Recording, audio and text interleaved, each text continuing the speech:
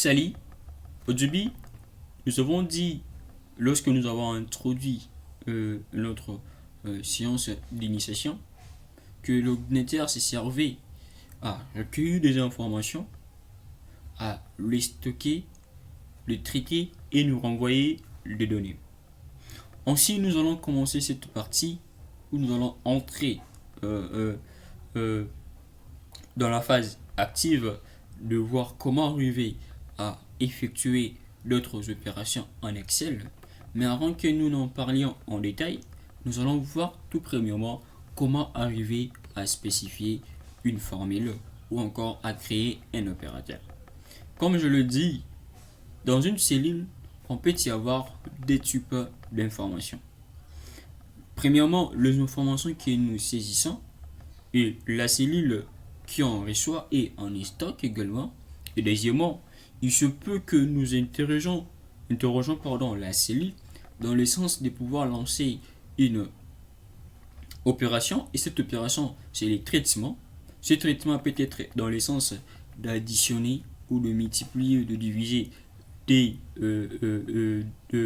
des informations ou des données contenues dans différentes cellules. Ensuite, cette cellule où s'effectue ces traitements va alors nous renvoyer un résultat. Et ce résultat, c'est ce qui est le résultat de notre opération.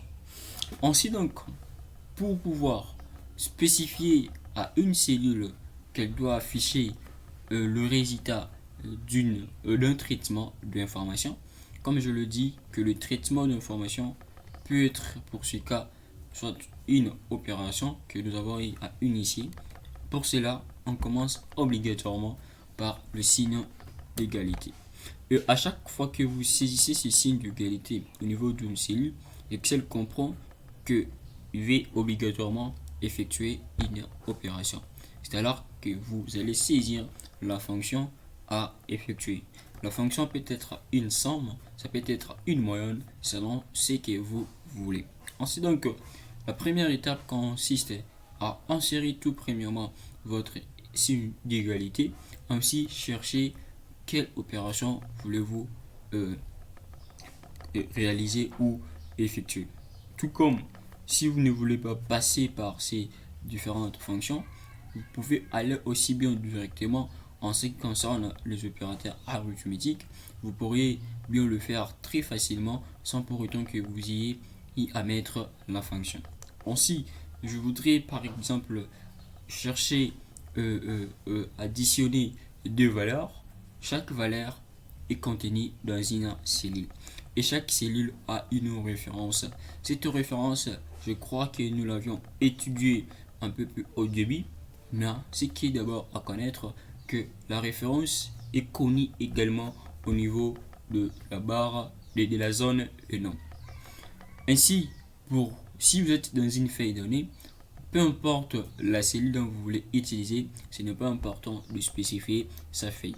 Mais lorsqu'il s'agit bien des cellules contenues dans différentes cellules, dans différentes feuilles, cette fois-là, vous devez signifier la feuille qui n'est pas active, c'est-à-dire l'autre cellule par exemple provient de la feuille A et puis l'autre provient de la feuille A. A, il y a des feuilles, il y a la feuille A et puis il y a la feuille B. La première cellule provient de la feuille A et la seconde provient de la feuille B. Et que vous travaillez au niveau de la feuille A, cette fois-là, vous devez indiquer le nom de la feuille d'où provient la cellule B. Ensuite, donc, je crois, nous avons eu à parler de référence des cellules, mais nous allons essayer alors de pratiquer ce qui a été dit à ces moments-là. Ensuite, donc, je voudrais effectuer une addition. On avait dit que pour certaines fonctions, ce n'est pas aussi important que vous signifiez la fonction. Tout simplement, en indiquant Excel, en spécifiant le signe d'égalité, ça me permet alors de choisir les cellules dont je voudrais additionner. Si donc je vais additionner ça et ceci. Donc, vous voyez, à chaque fois que je fais cela, il y a une surveillance qui apparaît pour m'indiquer que la cellule est sélectionnée. Alors, je disais qu'en spécifiant le signe d'égalité, ça permet à indiquer à Excel que vous voulez effectuer une opération.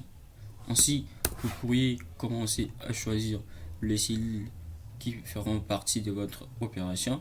Ainsi donc, lors de la sélection, il se peut que vous puissiez choisir une plage de cellules, tout comme vous pourriez choisir les cellules de manière séparée. Ainsi, si vous ne voulez pas le faire manuellement, vous pourriez automatiquement l'indiquer au niveau de votre formule. Alors pour ce faire, vous devez indiquer la première cellule correspondant à votre plage ou la première cellule qui débute votre plage ainsi que la seconde. Vous placez le dé cellule au niveau de votre formule. Par exemple, je voudrais faire cette plage, ok, sélectionner cette plage au niveau de ma formule. Que je commencerai d'abord à indiquer la première cellule qui débute cette plage, et cette cellule c'est bien C7 et la dernière c'est C11. J'indique C7 et puis j'ajoute C11. Ainsi donc, entre les deux cellules, je mettrai le 2 points pour indiquer qu'il s'agit bien d'une plage. Ainsi, si je voudrais par exemple sélectionner les cellules de manière séparée, cette fois-là, je mettrai un point virgule. Vous voyez comment ça indique. Et les cellules sélectionnées, voilà, tel que ça s'affiche. Ainsi, puisqu'il n'y a pas encore un opérateur à cet endroit, si je valide, vous voyez, j'ai une erreur. Et cette erreur indique, apparaît dans le sens que, bien sûr que j'ai spécifié que je voudrais bien effectuer une opération, mais il n'y a pas un opérateur, raison pour laquelle j'obtiens une erreur. Alors, ce que je voudrais faire, cette fois-ci, je vais additionner cette cellule, okay, la cellule C7 et C11.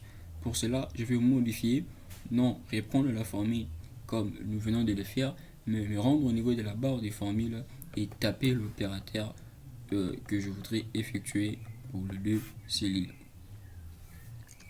Je voudrais qu'il y ait peut-être une multiplication, je viens le multiplier. Okay. Si vous voulez faire aussi bien la somme, vous pouvez le faire facilement. Si je vais cette fois-là faire la division, je peux le faire tout simplement. Okay. Alors, à cela, nous venons de voir comment arriver à indiquer à Excel que vous voulez effectuer une opération. Et pour cela, vous devez commencer obligatoirement par mettre les signes d'égalité. Ce n'est que par après que vous pourrez choisir les cellules pour lesquelles vous voulez effectuer les opérations. Ainsi, lors de la sélection, il se peut que vous choisissiez une plage de cellules ou encore les cellules de manière séparée, ou bien vous pourriez faire cela directement avec votre souris, tout comme l'indiquer manuellement, tout en mettant le 2 points pour indiquer à celle qu'il s'agit bien d'une plage de cellules. Et dans ces cas, vous devez spécifier le nom de la première cellule qui débute votre plage, ainsi que celle qui finit aussi votre plage. Indiquer le nom de ces deux cellules et mettre le 2 points entre les deux noms.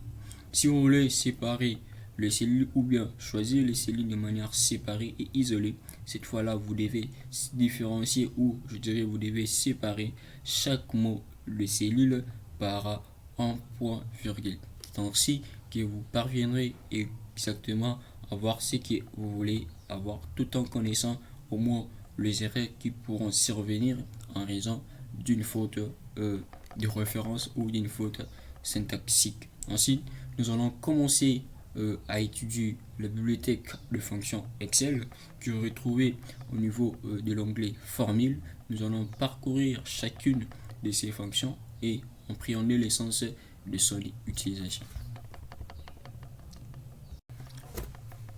Ce que nous venons de voir, c'était dans l'essence que vous voulez spécifier manuellement une opération. Mais vous pourriez aussi bien passer par la fonction. Et si vous voulez utiliser une fonction directement pour effectuer une opération.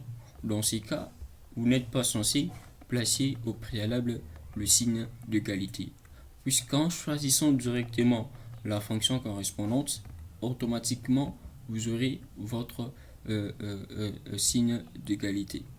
Ici donc que je voudrais par exemple faire la somme, je choisis la fonction somme, automatiquement vous voyez il y a égal somme qui s'affiche. Nous verrons pourquoi ceci c'est sélectionné automatiquement. Donc vous pourriez faire des choses de manière manuelle tout comme automatique. Et si vous les faites manuellement, vous devez obligatoirement placer au préalable le signe d'égalité. Au cas contraire, ne le placez pas. Choisissez juste où s'affichera votre résultat ou la cellule qui affichera votre résultat et choisir également au niveau de l'onglet formule la fonction dont vous voudrez utiliser, comme je venais de le lister. Alors voyons les différentes fonctions.